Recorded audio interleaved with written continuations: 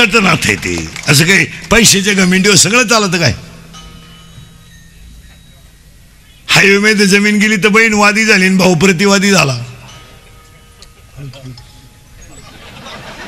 भाऊवादी बहीण प्रतिवादी मोवळी ते भाऊ राया कोणाला दाखिता? अय निवांत विचार करा. रक्ताचे नाते संपून टाकले आणि बसणाऱ्या माणसांना सांगून ठेवतो कोणाशी दुश्मनी करा, रक्ताच्या नात्याशी करू नका. हे मित्र हे सगळे तुमच्या फायद्यापुरते आहेत, हे ध्यानात ठेवा. अरण्याला आग लागल्यावर हरणाला पळून जायचं सांगावं लागत नाही, आणि फुलातला मकरंद संपला की भुंग्याला सांगावं लागत नाही तू निघून जाय. एकदा तुमचा खिस्सा रिकामा झाला ना, अंगातली ताकद रिकामी झाली, आज तुमच्या मागं जेवढे हिंडत आहे एक सापडायचा नाही. पाहायचा असेल प्रयोग तुम्हाला तर फक्त आजपासून तुम्ही तुमच्या मित्रांना 8 दिवस पाजू नका. एक मित्र तुमचा रेंजमध्ये राहणार नाही. फक्त पाजू नका 8 दिवस. हे नालायक तुमच्या मौतीला सुद्धा येणार नाही. काय म्हणते तुम्ही? ते म्हणतील मला जाळल्यावर कळलं. लोकांना वेळ नाहीये. हो समजा शहरात आपल्या मळ्या बेळ्यात माणूस मिळाला तर गावातला माणूस मळ्यातल्या माणसाला फोन करतोय अंत्यविधी कवा आहे, उचलल्यावर सांग. म्हणजे मी तेव्हा निघल. नदीवर आल्यावर परत मला फोन कर बरं का, म्हणजे मी आग लागे पोहत.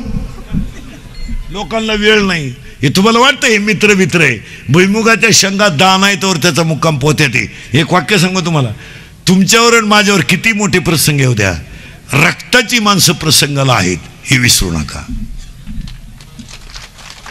आपला भाऊ आहे ना, आपलं त्यांचं जमत नाही, माझं माझ्या भावाचं जमत नाही, तुमचं तुमच्या भावाचं जमत नाही. हा व्यवहार आहे, नाथं नाही. त्याच्या घरात जाऊ नका, त्याचं तोंड पाहू नका. पण तुमच्यावर प्रसंग येईल ना तेव्हा तोच आहे हे विसरू नका. तो तुम्हाला पैसे नाही देणार, पण तुमच्या मुलाला तो म्हणेल अर्धी भाकर खाऊन जाय आणि 1 भाकर डब्यामध्ये घेऊन जाय आणि हॉस्पिटलमध्ये नेऊन दे. पैशाची अडचण असली तर तुझ्या चुलती का माग. कोण म्हणणार? मग देवाने ईश्वरी नाते साध्या बोगस म्हणून निर्माण केले का? बहिणीच्या मागं भाऊच उभा राहावा का? भाच्याच्या मागं मामाच उभा राहावा का? मी बहिणीला जशी साथ दिली तशी तुलाही देईल. आम्ही पैशाच्या कमेंटीत मामाच बदलून टाकले. हे डुप्लिकेट नालायक मामांचं काय खरं ते? ती महिन्याला बहिणी बदलवणारी माणसं ती मराल ना तुम्ही घेण्या देण्याचं. घरचाही गेला आणि दारचाही गेला, मामाच नाही राहील. अहो नाथ ते. आणि आपल्या लोकांनी पैशाच्या कमेंटीत नाठे सोडून दिले. काय होतं बा आपल्या मागू जनता आहे. जनता एवढी सोपी नाही.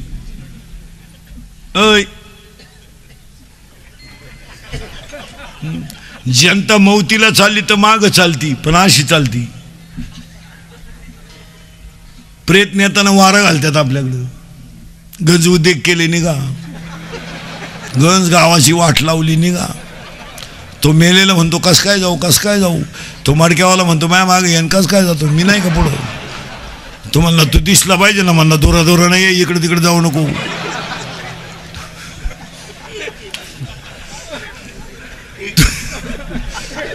तो म्हणला भूक लागली, मग म्हणला भात बांधून आणला. भूक लागली मग म्हणजे काय भावळाटपणा करू नका. आम्ही थांबल तिथं भात खाईन, तसाच पुढं जाय. मग तिथं दगड ठेवत्यात खून म्हणून, याच्या इकडं त्यानं यायचं नाही. काय लोकांना घेणं नाही. तुम्ही मी भ्रमाते महाराज आणि आपण सगळे कसे ते भ्रमात. आणि ते म्हातारं बांबवलं ते आंधळं आणि भीमानं त्याला दम दिला. आंधळ्या तुझी 100 पोरं म्या मारल्यात एकट्यानं न पाचता. मग पूर्वी अशी पाजून मारामारी करीत नव्हती. आता आलं एवढ्यात लाव त्याला घोडा आणि घे बरगाड्या मोडून.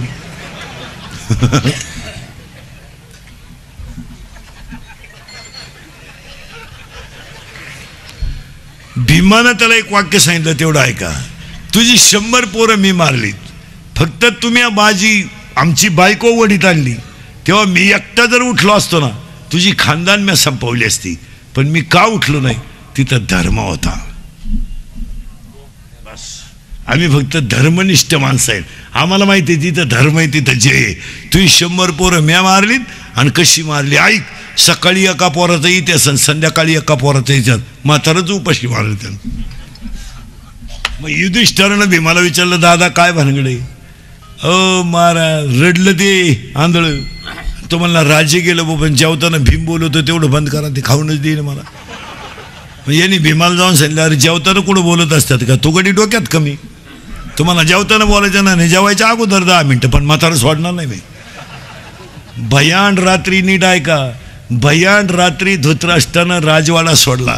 धृतराष्ट्र अरण्यात गेला आणि माहिती म्हणून सांगतो, तोल गेला धृतराष्ट्राचा, आणि तोल गेलेला धृतराष्ट्र सावरायला गेला आणि सूर्यास्त खाली जमिनीवर पडला आणि उठायला गेला. बारा कर्मगती कोणाला सुकत नाही, त्याला धक्का झाडाला लागला, झाडाला आग लागली. महाराज भारताचा सम्राट अरण्यात जळून मेला आणि ज्यांच्या घरात कालवणाला काही नव्हतं त्यांना वैकुंठाला न्यायला देव आला. जरा विचार करा. तुकाराम महाराजांना काय तुम्हाला वाटतं बा भजनी नीट मारत आणि महाराज लोक नीट मारत आहे? हा बावळाटपण आहे. काही म्हणते बाबा महापोराला पाकवा शिकवा, पाकवा त्याचं याडं निघलं तुझं कुठं शिकतो. काही म्हणते महापोराला भजन शिकवा, 80% भजनांची पोरं याडपट्टे, तू काय डोकं लावतो भाऊ. कीर्तनकारांची कचा क्वाटरी पेते ते चालत नाही. ज्याचा बाप रामायण सांगतो त्याच्याच पोरानं दुसऱ्या गावातून सीता आणली. आता रामायण कोणा सांगता, दशरथच गेला वनवासाला, राम राहिला घरी. दशरथ गेला वनवासाला, तो झाला दिंडी 3 एकरीनं, आला आमच्या बोखांडी. काय करता असं चालतं का ते? तासाच्या बाहेर पडलेलं बी कोळपायला तकलीफ करतं महाराज. असं कोणी उठावून माया पोराला पकवा शिकवून मारल्या तसं नाही चालत. ते माना नाही तर नका मानू, पण झटका बसतोच. काय माणसं म्हणते बा माया पोराला, ते नादीच लागू नका तुम्ही. आमच्याकडे काही नाही राहिलं, आमच्या लई टोळ्या झाल्या. हा बाबा असल्यावर तो बाबा येत नाही, तो बाबा असल्यावर हा येत नाही. दोघं येऊ नका तिकडे शेळ्यावाळा, पण लोकांना का तकलीफ. आता महाराज मंडळी आमची लई ताईट झाली. मोठी नोट ठुली तरच पाया पडून देते, नाही तर पाया पडून देत नाही. ती इंदुरीकडचं कीर्तन होतं शिर्डीत. एक साधा धोत्रावाला माणूस आला, साधा, पण त्याची निष्ठा होती. त्याच्या हातात 20 रुपयाची नोट होती, 20. त्याला वाटलं इंदुरीकडच्या पायावर ठेवा आशीर्वाद. आता मिळत तर नाहीच आशीर्वाद, पण मिळाला तर 20 मध्ये कुठं आशीर्वाद मिळतो.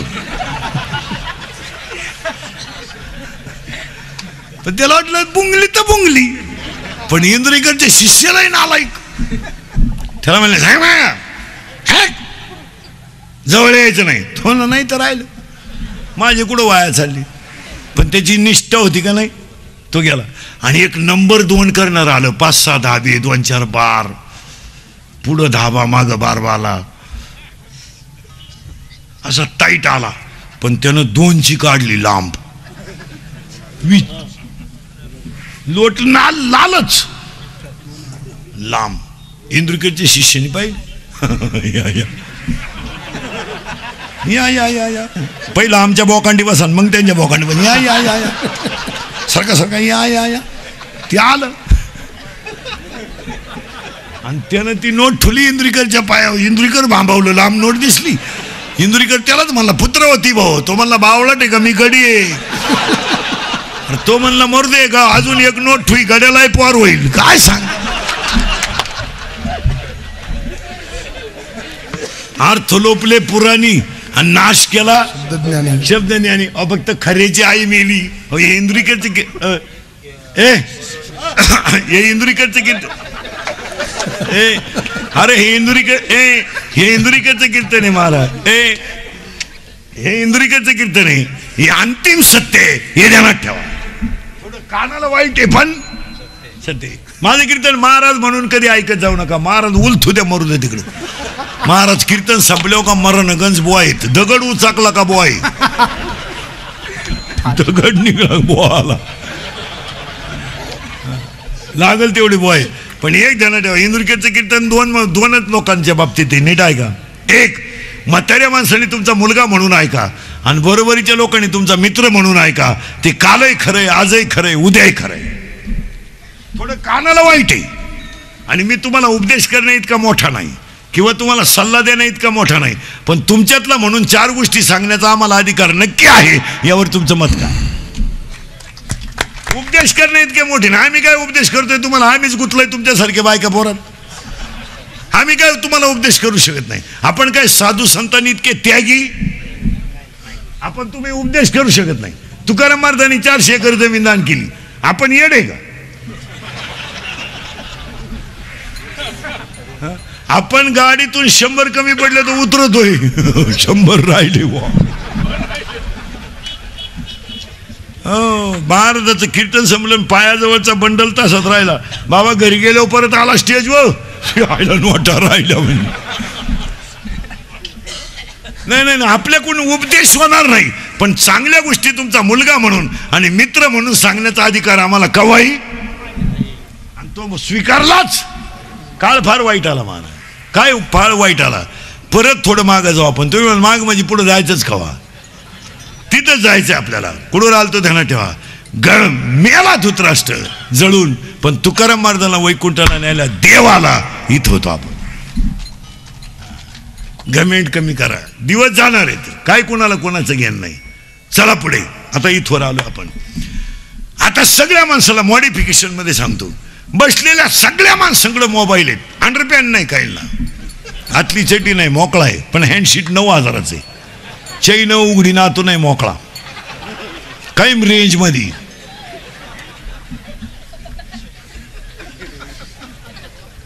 पण एक ध्यानात ठेवा, आपल्या प्रश्नाची उत्तर तुम्हाला मोबाईल फिट करून सांगतो. आता मोबाईलच सांगतो 5 मिनिटात.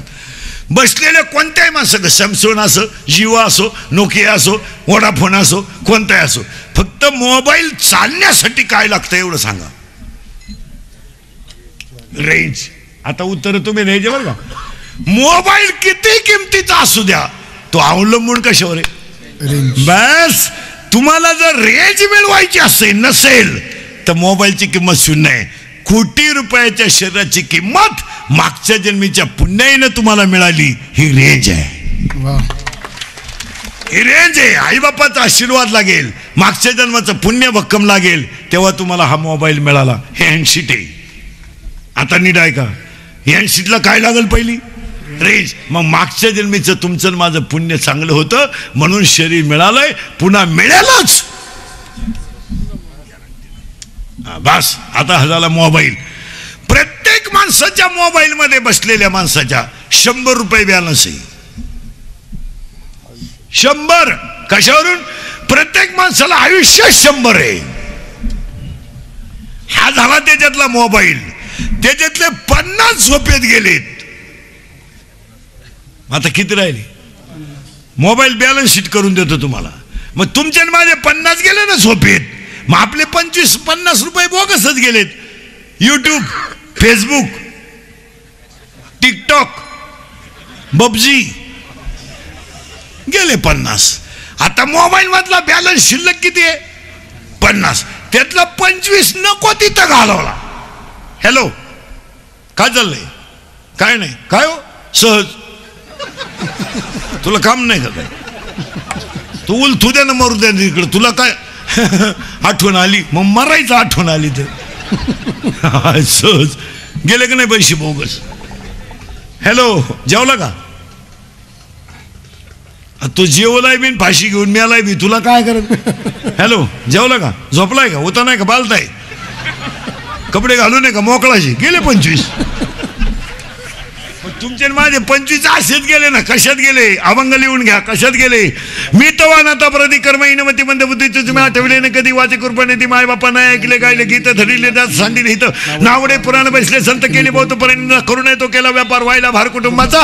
नाही केले तरी त्याचे भ्रमण पाळीला पिंड करचारणा नाही. संत सेवा घडले दान पूजा लोकन मूर्तीचे असंग संघ घडले अन्याय बहुता धर्म उपाव न कळे हित नाही बोलू आठवते. आपापल्या घात करू शत्रू झालो मी दावेदारू तो कृपेचा सागरू उतरी पार तुका म्हणे. गेले 25. आता बॅलन्स किती आहे तुमच्याकडं? मोबाईल टाईट करायचे बरं का. ना तुमच्याकडे बॅलन्स किती आहे? 25. पण ते 25 खर्चेपर्यंत बॅटरी नाही उतरली पाहिजे. आणि आता जवळजवळ 60% बॅटऱ्या बीपी. चहा घेता का? राखेल दे चहा. एक ग्लास राखेल पेतो. या उतरेल बॅटरी आहे. बीपी, शुगर, निद्रानाश यानं दिसत नाही, यानं ऐकू येत नाही. आता बॅलन्स किती आहे? 25. पण बॅटरी तर उतरली. मग बॅटरी चार्जिंग करायची असेल तर काय काय लागेल बोला.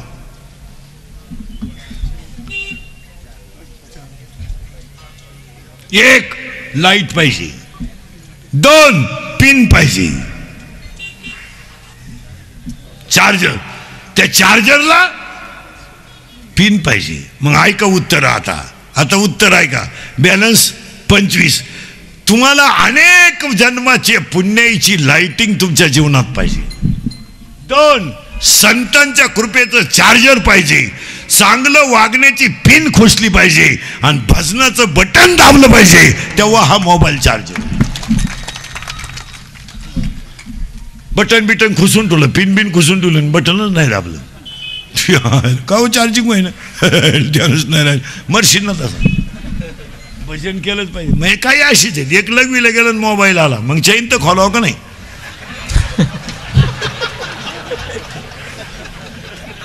येणीच आहेत काही शहाणे आहेत कधी. ही मोबाईल सतत मोबाईलवर बोलणारी माणसं महाराज फार चुत्यात गण नाही यांची. यांना धर्म नाही कळत. आणि मोबाईल वापरणाऱ्या लोकांना पाया पडून सांगतो भाऊ, तुम्ही सगळे सुशिक्षित लोक आहात. आता मला एक उत्तर द्या. हृदय कोणत्या बाजूला आहे? डाव्या. आता साध्या गोष्टी आहेत महाराज, हे आम्ही सांगायचं का? आता तुम्ही सगळे लोक मोबाईल कोणत्या खिशात ठेवत्या? तुम्हाला साध्या आकली आहेत का नाही? काही जर रेंजमध्ये महाराज जर सायलेंट करून ठेवला, 2-4 वेळा जर व्हायब्रेट झाला, किक बसल ना एखाद्याशी.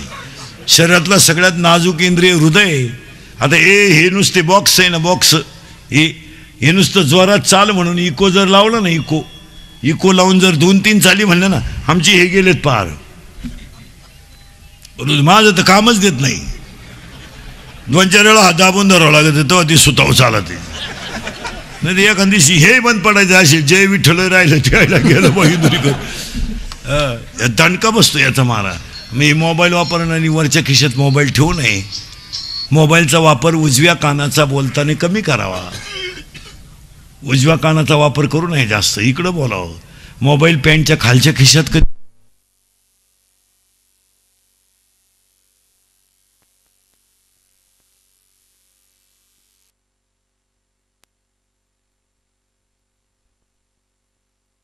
मोबाईल पॅन्टच्या खालच्या खिशात कधी ठेवू नये पोरांनो.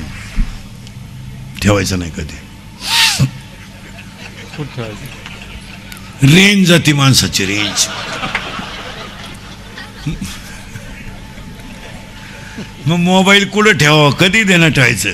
मोबाईल हा बरेचशा लोकांच्या कमरेला बेल्ट आहे आणि बेल्टला कवर आहे.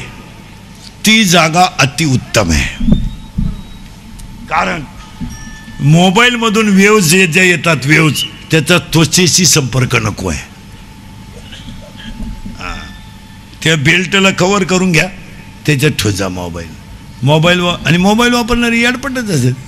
आणि मोबाईल वापरणारी ज्या माणसं आहेत त्यांना निद्रानाश नावाचा रोग आहे. निद्रानाश. झोप नाही यांना. हे झोपत नाही याडपट. रात्री आथरुणावर पडले ना,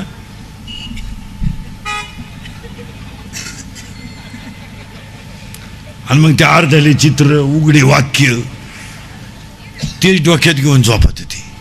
त्याला झोप पुरी नाही येत. निम्म्या रात्री एकानं गोदडी फाडली. गोदडीच फाडली. टरटरा गोदडी फाडली. त्याचा बापा नाही यानं परदेशी खाट मोडली ना आज गोदडी फाडली. म्हणजे याला झालं का? त्याची आई म्हणली सावध व्हा नाही तर उद्या तुम्हाला फाडीला. पण मोबाईल चार्जिंग कधी होईल? आलिंगने संताचिया, आलिंगने संताचिया,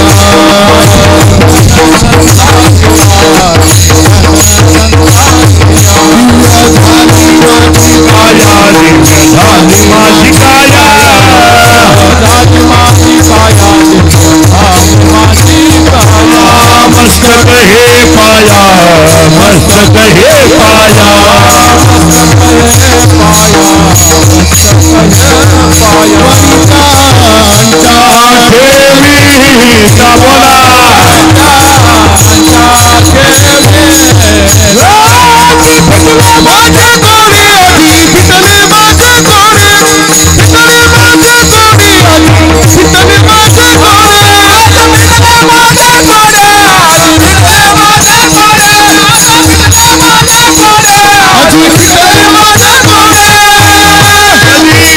आला शीतल शांतीचा वारा येणे सुखदा आले शरा फिरला कळी काळाची धाक आला शीतल शांतीचा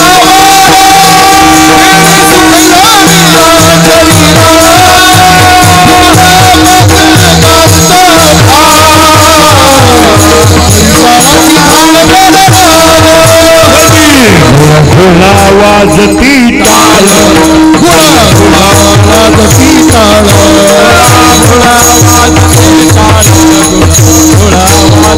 वाजती टाळ घोडा वाजती टाळ झण झण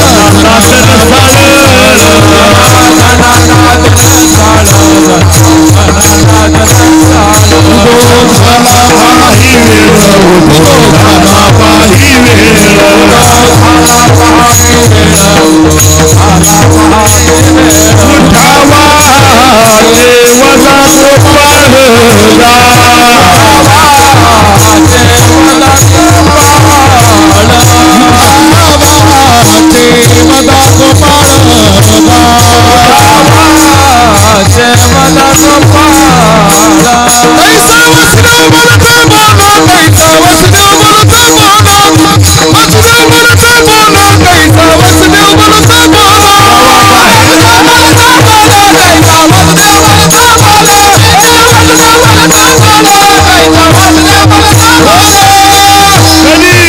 पूर्व जन्मी पाप केले ते विस्तारले पाप केले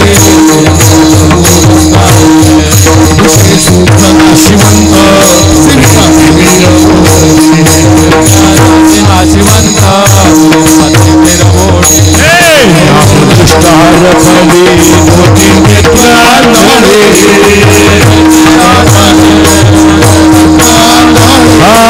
दृष्टी हरपली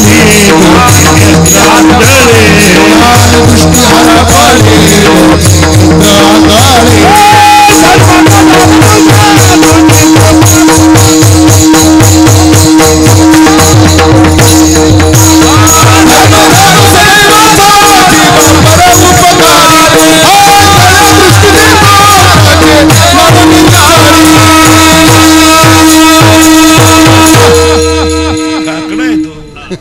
भजन्यानं कीर्तनकारानं कीर्तन संपल्यावर जसं नोटावर हात मार द्या तसा रोज काकड्यावर हात आणला पाहिजे.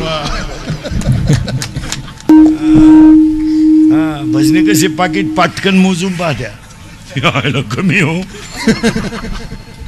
कीर्तनकार सुद्धा कसा मोजून पाहतो तसं नित्य नियमानं हरिपाठ आणि काकडा याच्यावर वारकऱ्यानं नजर टाकली पाहिजे. गण लावून परमार्थ होत नाही आणि मेमरी कार्ड आणि पेन कार्ड बाबा होत नाही. तुम्ही माना नाही तर नका मानू घासावंच लागत. चला थोडं पुढं तुम्ही पुढं जायचंच कावा. देवानं ज्या निर्माण गोष्टी केल्या त्याच्यात तुम्ही अतिक्रमण करणार. एक प्रश्न बारीक आहे का. हत्तीनं जर कौट खालं नीट आहे का बरं का. हत्तीनं जर कौट खालं कौट महाराज मंडळी सकट आहे का. हत्तीनं जर कौट खालं ना कौट तर तो हत्ती ते कौट सकाळी जसंच्या तसं टाकतो फोडीत नाही. हत्ती कौट फोडीत नाही पोटात पण आतला गर ठोत नाही. कौठाच्या आतमध्ये जो गर आहे तो गर हत्ती खाऊन टाकतो आणि कौट जसंच्या तसं टाकतो. मग हत्ती गर खातोच कसा PhDचा विषय.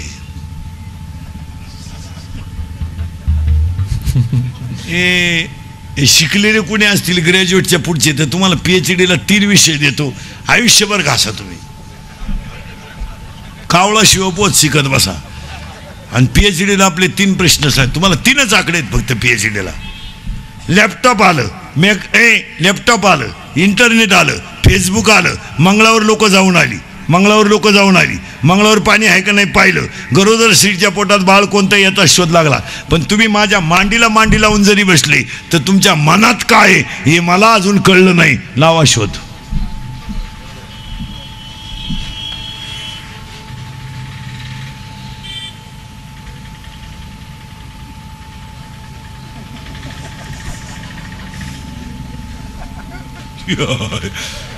जाय शाळेत पळ.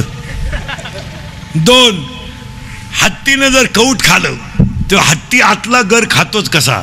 आणि 3 शिळीचं बकरू जर जन्माला आलं तर त्याला आईचं स्तन दाखवावं लागतं. गाईचं वासरू जर जन्माला आलं तर त्याला आईचं सड दाखवावं लागतं. ते सड फोडावं लागतं, त्याचं एक धार काढून टाकावं लागते, तेव्हा त्याला मिळतं. आपलं बाळ जन्माला आलं तर त्याला आईचं स्तन दाखवावं लागतं, बोटाला धरून चालावं लागतं, पायानं त्याला बोटाला धरून चालावं लागतं आणि त्याला शिकवावं लागतं. पण बाईला बाळ झालं रे झालं का ते बाळ लगेच पळायला सुटतं. सापाचं पिलू पळायला शिकलं कुठं? जाय शाळेत.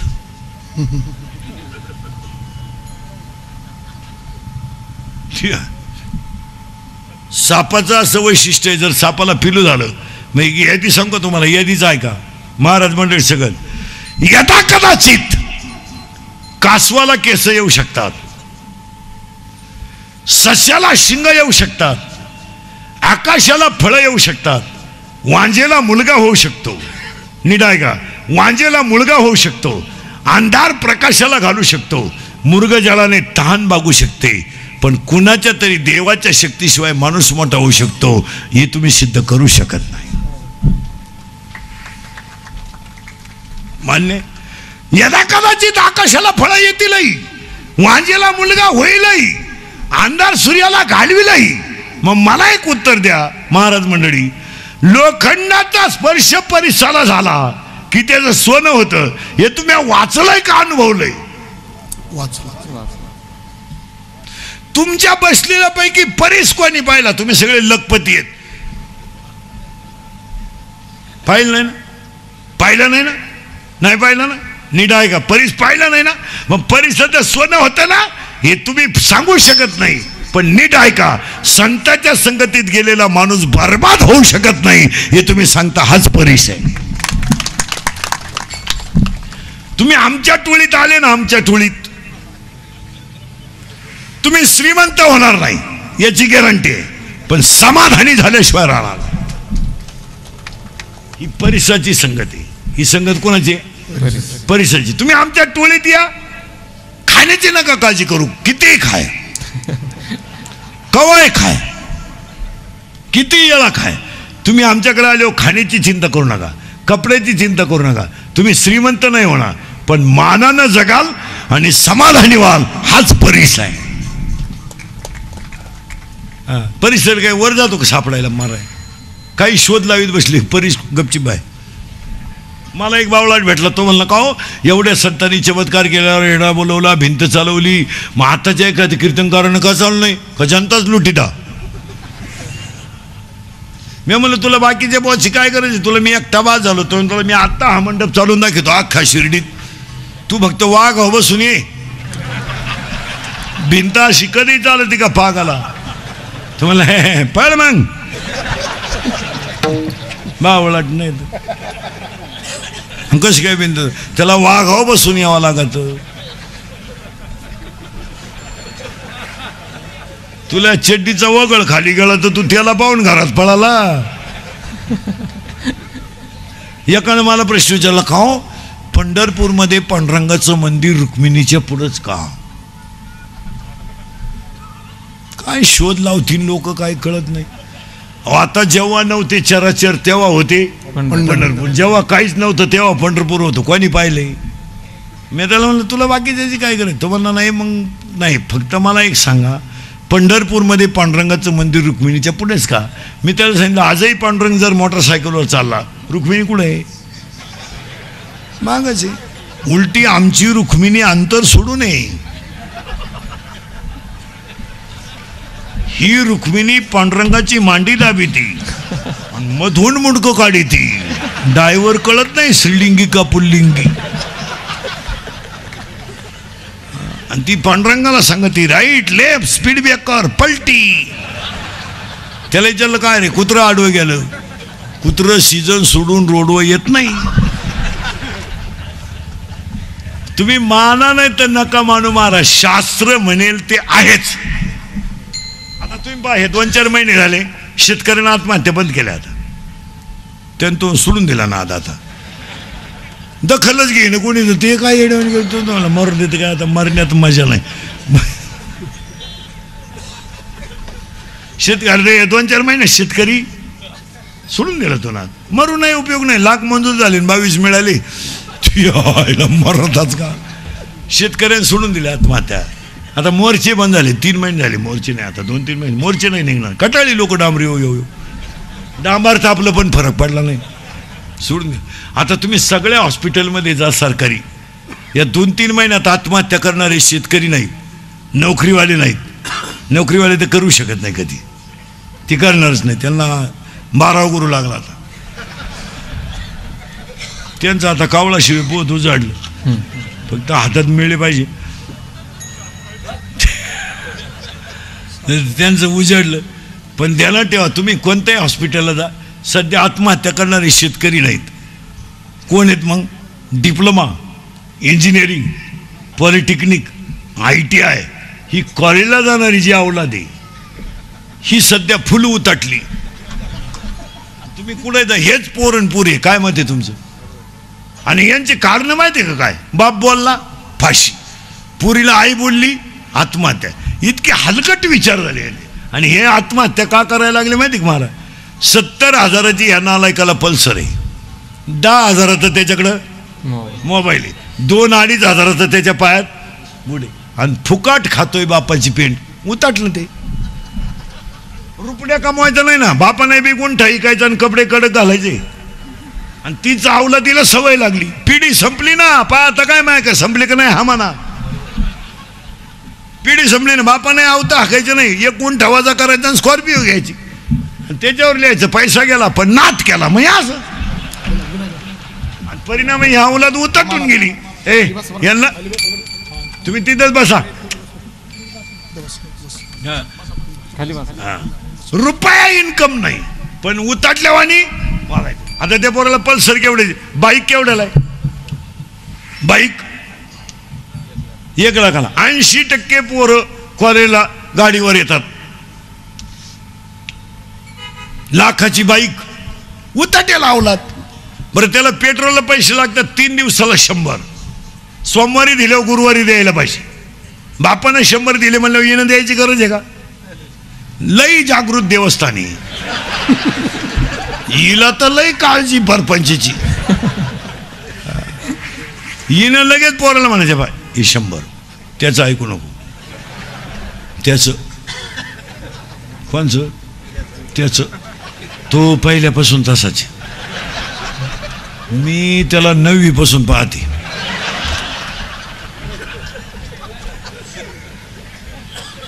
आता त्या पोराला बापानं 100 दिल्यावर आईनं 100 द्यायलाच नको आहे. आठवड्याला त्याला पैसे किती लागतात? फक्त 200.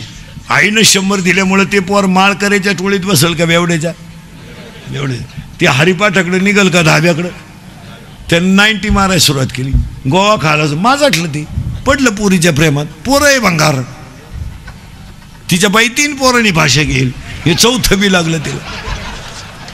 आणि ती अडबड, तिला काय घेणं नाही मोबाईलचा बॅलन्स भरायचा, नाही हॉटेलचं बिल द्यायचं, नाही गाडीला पे, फक्त तोंड बांधून माग बसायचे एवढंच ना. बसली ओळख येऊ नये म्हणून पॅन्ट शर्ट घातला. 10 मिनिटं गेले पोलिसाला सापडाय. पुढचा ड्रायव्हर आहे का मागचा? बिकार. आणि त्या पोरीचा बाप आला इंदुरीकडच्या कीर्तनाला आणि त्या पोऱ्याचा बा आणि खरं सांग का महाराज म्हणून नाही, महाराज मरू द्या जाऊ द्या, पण तुमचा मुलगा म्हणून आहे ना, आपली कीर्तनं वर्षातून 4 वेळा ऐकावं माणसानं. दर 3 महिन्याला 1 डोस. तुम्ही तोंडावर नका बोलू, फरक पडत नाही. पडतो झटका बसतोच. मी आणि मला तर तुम्ही म्हणणार नाही स्तुती म्हणून नाही, पण आमच्या बोलण्याचा 5-25% फरक झालाय. काय मत आहे तुमचं? असं जर 2-4 वर्ष मी टिकलो पाहिजे, फरक होणार. मग आला नाही फरक. हां, त्या पुरीच्या बापानं ऐकलं इंदुरीकडचं कीर्तन, इंदुरीकडनं पुरीचे बापच कसवली कीर्तनात. त्या डोक्यात फिट बसलं ते. तू घरी गेला पुरीनं म्हणलं इकडे कीर्तन ऐकून आलोय, डोकं गरम आहे. तू त्या पोऱ्याबरोबर जर दिसली ना, बरं मेलीच तू, मेलीच, पुढचं सांगत नाही आता, मेलीच. ती पोरगी गेली त्या पोराला म्हणली मा नाच सोडून दे, मा बाप पिसाळलाय, आता त्याच्या डोक्यात टक बसलाय, मला तर रिपीट करीन पण तुला तर भोगशीलच पाय, विचार करून तू. त्याच्या डोक्यात फरक आला. तो पोऱ्या म्हणला तू माझी नाही ना, माझी नाही ना, तू कुणाचीच नाही. ती म्हणली कोणची होईन पण तुझी नाही होणार, असा अंदाज आलाय मला. तो म्हणला नाही तुम्हारे बिना मैं जी नाही सकता. ती म्हणली कवाय मर पण ते जमणार नाही. आता तो पोरगा ही गोष्ट कोणाला सांगणार? त्याच्या आईला. तो आईकडे गेला ना, आईला म्हणला मम्मी सांगून टाकतो, आमचं नवीपासून प्रेम होतं, ठरेल होतं सगळं, पण आता तिचा बाप बिघडलाय, मला तर फटकील असतो, पण तू एक कर, पप्पांना सांग. आणि पप्पांना सांग आणि तिच्या बापाची गाठ घे, आणि पप्पांना सांग आणि बापाची गाठ घे, तुला सुनही होईल आणि इज्जतही राहील. हे म्हणणं कोणचं आहे? पोराचं. कोणला? आईला. आणि तिला पटतं पोराचं, पोराचं पटतं तिला, पोराचं पटतं, पुरीचं पटतं. पुढचं बोला ना पटकन. फक्त नवऱ्याचं पटत नाही तिला, बाकी पोराचं पटतं. ती म्हणली खरंय खरंय बरं का, इज्जत झाकून राहील. आणि पुरीचंही पटतं तिला. पोरगी म्हणली मम्मी पप्पा जरा पोरग शोधायला लागलेत, मला मागून अपमान होण्यापेक्षा त्यांना म्हणा शोधू नका, फक्त पैशाची तयारी ठेवा, फायनल आहे. तिला पटतं ती म्हणते ते खरंय काय, प्रेम ते प्रेमच. आणि तो पोऱ्या ती बाई गेली नवऱ्याला सांगायला आपलं पोरगा असं असं नादी लागलंय पा. त्यानं इंदुरीकडचं कीर्तन ऐकलं होतं पोऱ्याच्या बापानं. तो बोलला नाही काय, असा पाहत राहिला तिच्या 5 मिनटं. तिने सांगितलं पा करून टाका ती पोरगी, आपल्याला इज्जतही राहील घराची. त्यानं काय नाही अशी बाई मागं केली आणि 5-6 बायकोच्या ठेवून दिल्या निभार. तिला चक्कर झाली. ती म्हणली 40 वर्षात यानं हन्न नव्हतं, याला झालं काय, हा एका कीर्तनात एवढा बिघाडला कसा. त्या पोरानं ओळखला, आपली आई रिपीट केली म्हणले हो आपला कार्यक्रम होणार. ती पोरग गेलं निघून, मित्रांना म्हणला टेन्शन, मित्र म्हणले रिलॅक्स.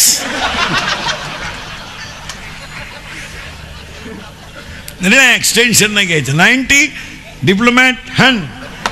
आणि दारू प्यायल्यावर काय होतं माहिती का महाराज, पोपटानं दुस्ती केली वाघ अशी, पोपटानं वाघ अशी दुस्ती केली आणि वाघानं डुकर अशी दुस्ती केली. ते पोपट आजारी पडलं आणि मेलं, त्या टेन्शनमुळं वाघही मेलं आणि डुकरही मेलं. तिघही एका जागेवर गाडले आणि त्या जागेवर झाड उगलं. ते झाड होतं मोहाचं, दारू पाडी त्या मोहाची. म्हणून दारुड्या माणूस पोपटावानी बोलतो,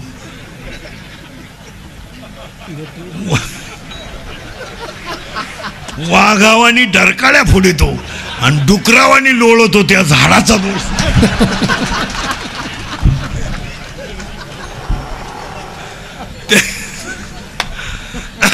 ते बरं फुल 90 हल्ली आलं, पण ते हुशार होतं पोर. ते म्हणलं बाप आपला बिघडेली, पण तो म्हणलं बापाची जिरवणार, प्रेमापुढं बापाचा काय विषय. त्यानं औषध घेतलं पण ते पेलं नाही, हुशार होतं. ती वटाला लावलं, प्यालं नाही. पोराच्या आईनं पाहिलं, पोरानं औषध घेतलं, तिने ते बांगड्या कोणीकडून पदर कोणीकडून तोंड झोडी तर झाली. नवऱ्याला म्हणली झालं ना समाधान, गेलं ना पोर, घेतलं ना त्यानं औषध. तू काय बोलला नाही, पण तिच्या पहिली झापड निवार होती त्यामुळे ती लांबच उभी राहिली, जवळ नाही. पहिले तिच्या फटके निवार बसेल होते, ती फक्त त्याच्या पाहत राहिली. पटलं ना तुम्हाला, झालं ना माना जागं, झालं ना माना जागं. तो म्हणला मेलं नाही ना, मेलं नाही ना अजून, होईल परत. थोडं लांबल पण होईल, पण तू जर भुकली ना, तू मेलीस. ती म्हणजे आता काय करा, त्याला काहीच फरक पडा नाही या माणसाला एका कीर्तनात. आणि ते पोरानं ओळखलं आपल्या बापाला, औषधही लागू पडा ना, म्हणजे कार्यक्रमच बिघडला. आणि अजून 2 कीर्तन ऐकले होतं, बाप काही करीन. ते पोर घाबरलं, त्याला औषध चोळलेलं होतं, ते आलं बापा पुढं. घाम आला त्याला, मरण आहे महाराज, काही झालं तरी माणूस मरणाला. ते आलं बापा पडून राहिलं. बापानं अशी बाई मागं केली आणि 4-5 त्याच्यात ठेवून दिले निभार. तो म्हणलं बापा पाया पडतो. मी पेलोच नाही हो, तर फक्त चोळलंय तुम्ही मारू नका. गपची बास बोलून दिन बाप. त्याला मुतलंच ते 2 झापडी आणि त्यांनी आलं डॉक्टरनं क्वार्टर आणली होती. घाटलं डॉक्टरनं त्याला आतल्या खोलीत आणि बेल्ट काढला कमराचा. 3 बेल्ट दिली, गपक्यात भरलं मागून ते. तो डॉक्टरला म्हणला फक्त डॉक्टर एखादा शब्द मला गपची बास. तो म्हणला त्या पुरीला तिकडं आग लागू द्या, ते घरही जळू द्या, मोर द्या. मी पेलोच नाही हो, मला बोल. गपची बास, पेशंट धुतल्याशिवाय रिपोर्ट येत नाही. गपची तो म्हणला मला गपची बास. तो बोलूनच द्याय ना डॉक्टर. मरणाचं रिपीट केलं त्याला. तो म्हणला फक्त 1 मिनिट हाणायचं बंद करा. मग ऐकू गपची बास. आता शिकतो तुला वरून धुतलंय, आता तुला आतून धुवायचं. तो म्हणला मी गपची बाप. झोप पालथा झोप. तो म्हणला मी झोप पालथा. 2-3 नर्स 2-4 कंपाऊंडर त्याला दाब आहे. पालथा झोप. कंपाऊंडरला सांगितलं आंड्रे नळी मागून घातली नळी मागून. असं बॉम्बलायचं ते खाटा सगळं. गपची बास. आतला रिपोर्ट आल्याशिवाय फायनल नाही.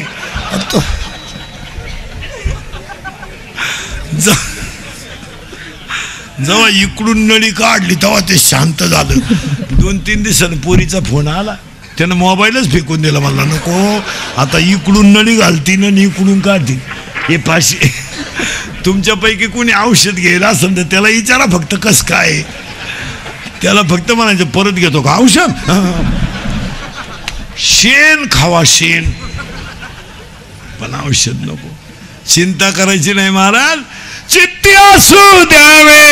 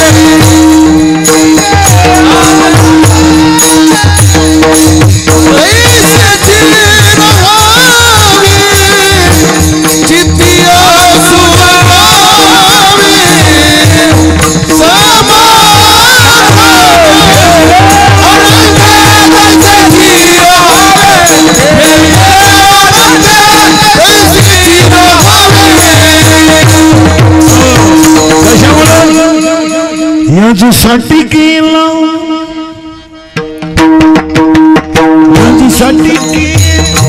याच्यासाठी केला होता हास, याच्यासाठी केला होता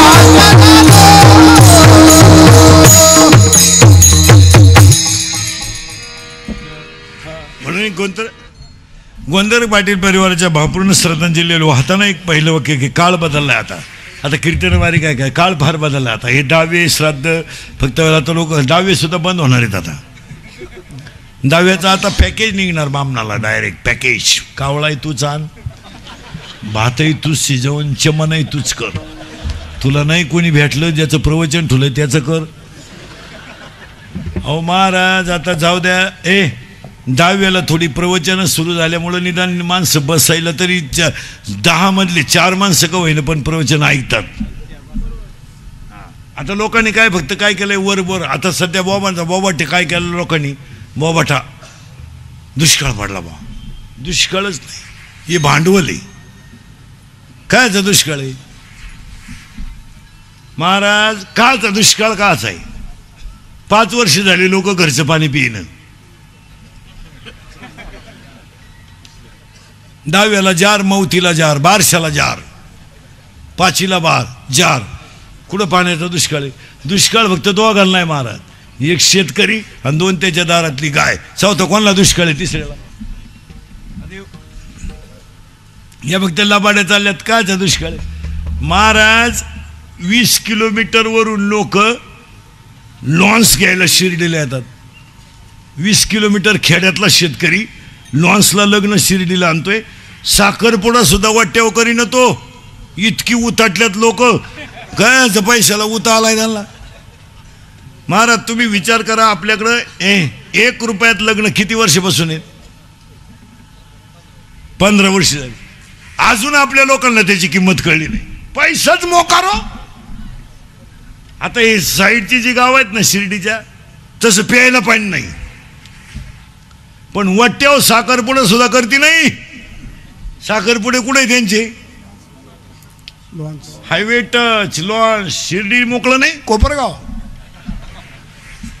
लॉन्स 5-50 अडपटण यायची सगळं टाईट होतंय फक्त पैशाचा नाश आणि कोण म्हणलं दुष्काळ पडलाय का दुष्काळ पडलाय दुष्काळच नाही दुष्काळ जर पडला असता तर पैशाचा तुटवडा भासला असता ना साखरपुडे महाराज पाया पडतो तुमच्या इंदुरीकर मरल ना म्हणजे मरणार नाही 5-25 वर्ष पण निदान पैशाचा वापर तर नीट करीचा आज 80% पैसा लागणार मधला बोगस आहे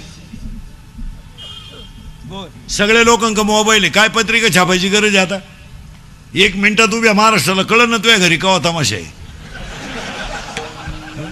500 नावं छापीतून उन्हात पत्रिका वाटीत बोंबलं तिंडतो नालाय का ज्याला त्याला कळलं पाहिजे ना ते पैसा वाचणार नाही आता सगळ्या लोकांनी शिर्डी परिसरातल्या सगळ्या लोकांनी यावर्षी जर संकल्प केला दुष्काळ पडलाय ना लग्नांमधले फेटे सत्काराचे पैसे बंद करायचे आणि ते पैसे चांगल्या कामासाठी वापरायचे तुम्ही 100 रुपयाचा फेटा घेण्यापेक्षा 10 रुपयेच वाचवा त्याच्यात फायदा आहे का नाही लग्नांमध्ये तुम्ही फेटे बांधता तर किंमत करता माणसाची समजा माझ्याबरोबर एखादा माझ्या गाडीत आलात बरोबर तुमच्या लग्नाला इंदुरीकर थोडं बरं आहे म्हणून तुम्ही मला फेटा बांधता माझ्या संग आला तो दरोडेखोर आहे का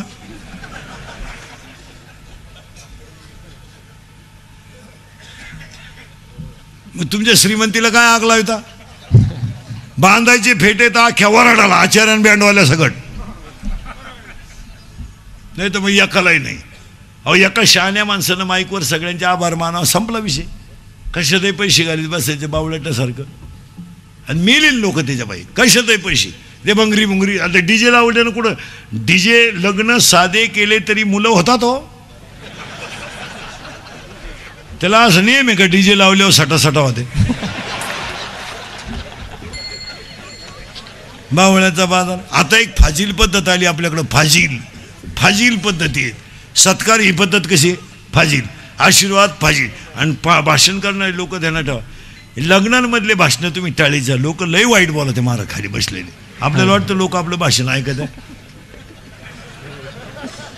नाही नाही, 26 जानेवारीचं भाषण पोरं का म्हणून ऐकायचं माहिती का? गोळ्या गुथल्या म्हणून. तुम्ही अगोदर गोळ्या वाटा नंतर भाषण करा. एक कार्ट सापडायचं नाही तुम्हाला. ती पोरं गोळ्यांमुळे गुथल्यात आणि त्यामुळं ते लटकून टाळ्या वाजते. त्यांना वाटतं भाषण उरकावा. आपल्याला वाटतं भाषण आवडलं नाही, टाळीमुळं ऐकू येत नाही, तर घोडा लावतात ती. ही टाळीच जायचं मला.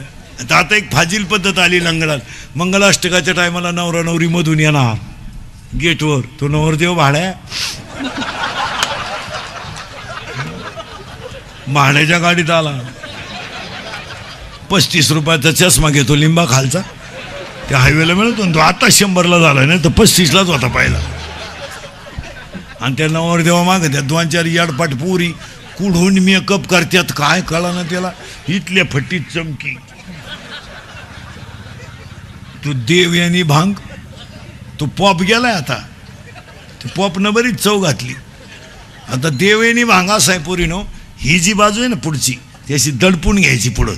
ही मागं दाबायची. त्यातली एक बट मोकळी ठेवायची.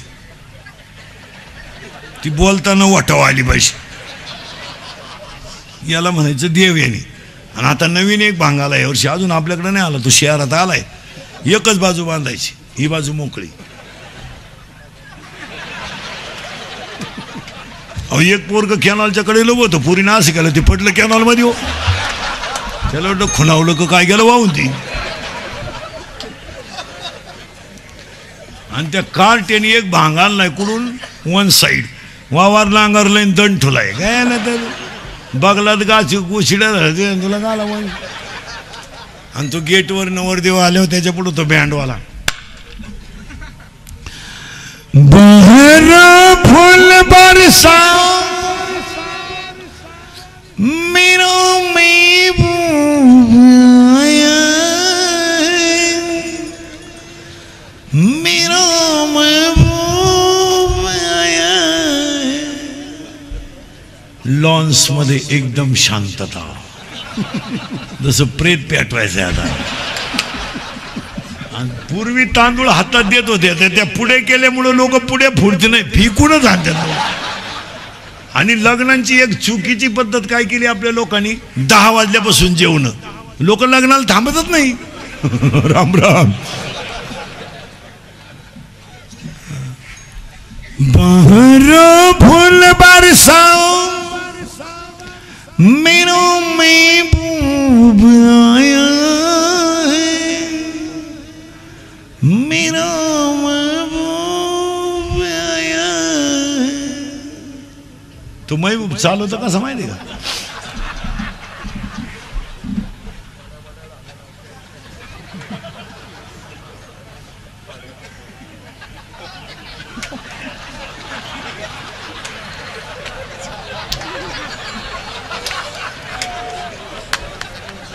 आणि त्याच्या पुढं फुलं टाकेत. अरे बाटलीची बुच टाका बेवडं येते. ते मरणाचं क्वार्टरी पेतन त्याला काय आला फुलं. सावध व्हा. मला खोडवायचं का नाही. 1 वाजत आलाय. मला उभं राहिलं भांड राहत नाही मला. हे गोंदकर परिवाराचे संयोजक ग्रामस्थ सगळ्यांना धन्यवाद. मी तुमचं तुम्हाला बोललंच पाहिजे. फक्त मी किती बोललो तरी तुम्ही सुधारायचं नाही. अरे 2 तास जीव काढला मी एकदा. प्रेमानं भजन करा. विठोबा ज्ञानेश्वर